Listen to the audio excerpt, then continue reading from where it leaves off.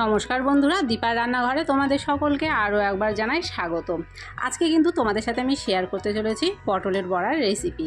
এই বড়া দুর্দান্ত স্বাদের হয়ে থাকে। তুমি যদি না বলে দাও তাহলে কিন্তু কেউ বুঝতেই পারবে না যে এই বড়াটা তুমি পটল দিয়ে তৈরি করেছো।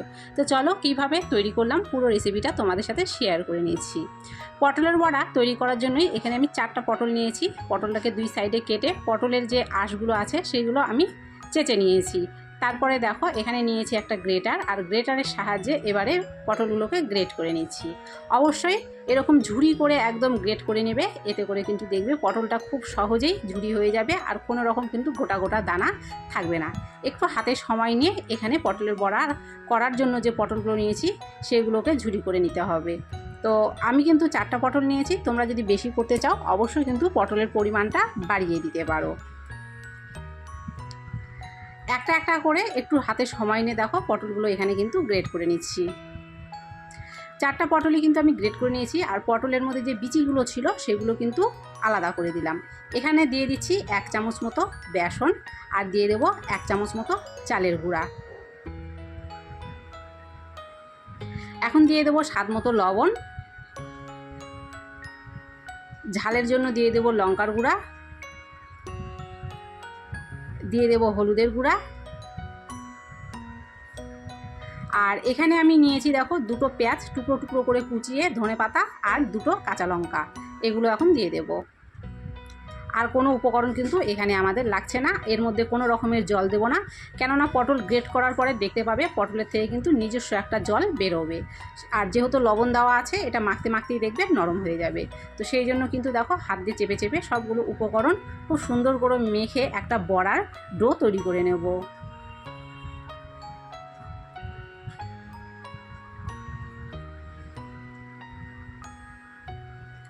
বড়াগুলো যখন ভাজবে ঠিক তখনই কিন্তু মাখার চেষ্টা করবে, আগে থেকেই মেখে রেখে দিলে কিন্তু এর থেকে জল ছেড়ে দেবে। মাখাটা আমাদের হয়ে গেছে, এখন ভেজে নেব। গ্যাসে একটা প্যান বসিয়ে দিয়ে দিচ্ছি তেল। তেলটা যখন হালকা গরম হয়ে যাবে তখন এগুলো বড়ার শেপ করে দিয়ে দেব।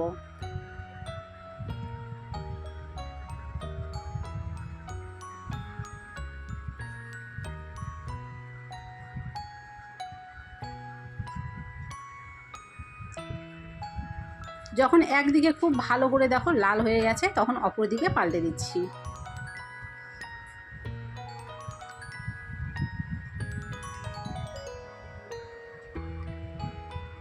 গ্যাসের ফ্লেমটাকে আমি কিন্তু এখন রেখেছি লোতে রেখে বড়াগুলো ভাজলে পারে দেখবে বড়াগুলো ভেতর থেকে মুচমুচে হবে।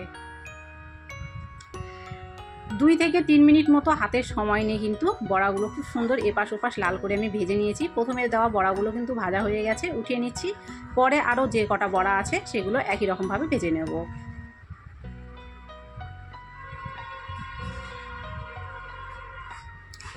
পটলের বড়ার রেসিপি তোমাদের কেমন লাগলো অবশ্যই কমেন্ট করো, ভালো লাগলে অবশ্যই লাইক করো। আর খুবই সাধারণভাবে কিন্তু এইভাবে তোমরা বড়াটা বানিয়ে নিতে পারো, খেতে কিন্তু দুর্দান্ত হয়।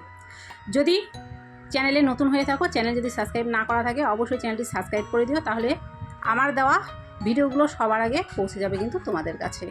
কেমন হয়েছে কমেন্ট করতে কিন্তু একদমই ভুলবে না।